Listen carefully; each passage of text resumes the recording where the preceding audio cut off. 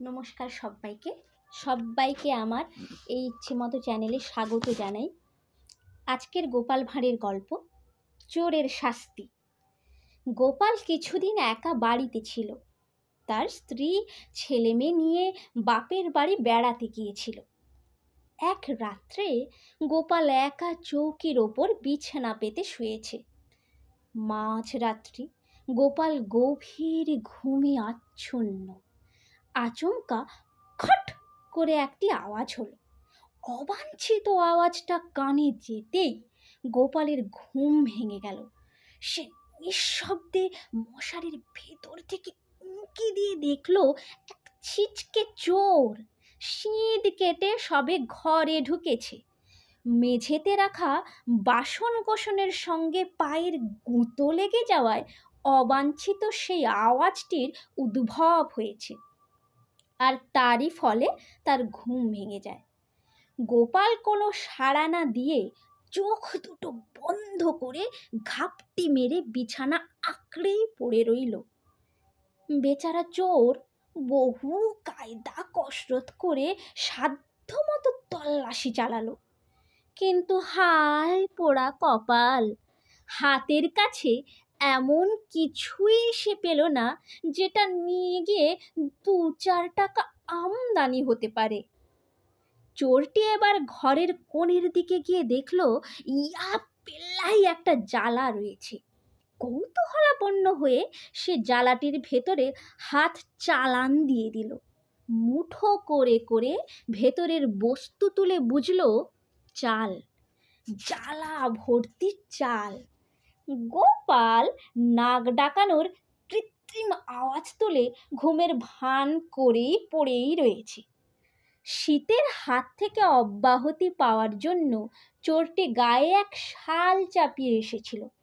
দামি শাল, নির্ঘাত কারো বাড়ি থেকে ঝেঁপে আনা শাল। সে চালের জালাটির কাছে ঘরের মেঝেতে শালটি বিছিয়ে ফেলল। এর মধ্যেই চাল নিয়ে যাবে। চোরটি চাদরটি পেতে একটি পাত্র খুঁজতে লাগলো। জালা থেকে চাল বের করে চাদরে রাখবে। গোপাল মশারির ভেতর থেকে নিঃশব্দে হাত বাড়িয়ে চাদরটি টেনে নিল। বিছানার তলায় লুকিয়ে রেখে আবার আগের মতোই ঘুমের ভান করে নাক ডাকাতে লাগলো। চোরটির কিন্তু এদিকে কিছুমাত্র ভ্রুক্ষেপ নেই। সে জালা থেকে চাল তুলে তুলে মেঝেতে রাখতে লাগলো। তার তো বিশ্বাস সে চাদরটির ওপরেই চাল রাখছে। এক সময় সে চাদরের কোণগুলি হাতড়াতে লাগলো। কোণাগুলি না পেয়ে সে গিঁট দিয়ে বুচকা বাঁধবে কি করে?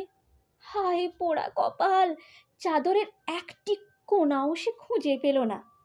গোপাল মশারিটি সামান্য ফাঁক করে বলে উঠল, আরে করছো কি হে?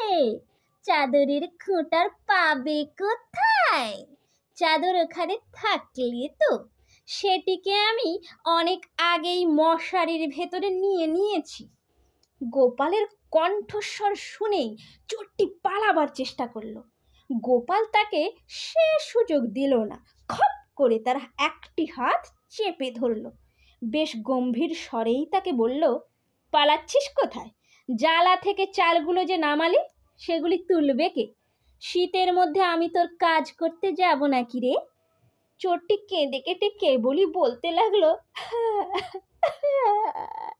এবারের মতো মাফ করে দিন, আর কোনো দিন এরকম কাজ করতে আসবো না। সে না হয় হলো, কিন্তু যেটুকু করে ফেলেছিস তোর খেসারত কে দেবে শুনি? ওসব বুজরুকি রাখ, এখন যা বলছি কর।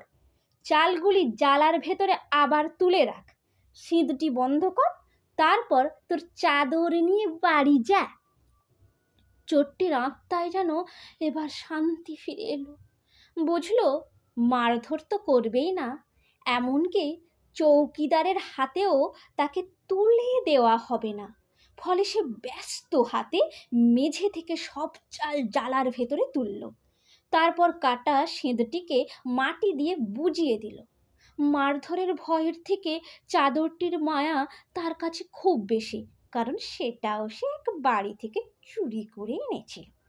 চাদরটি ফিরে পেয়ে চোরটি মনের আনন্দে নাচতে নাচতে বাড়ি ফিরল। নমস্কার, আজকে এই পর্যন্তই। যদি গল্পটি ভালো লেগে থাকে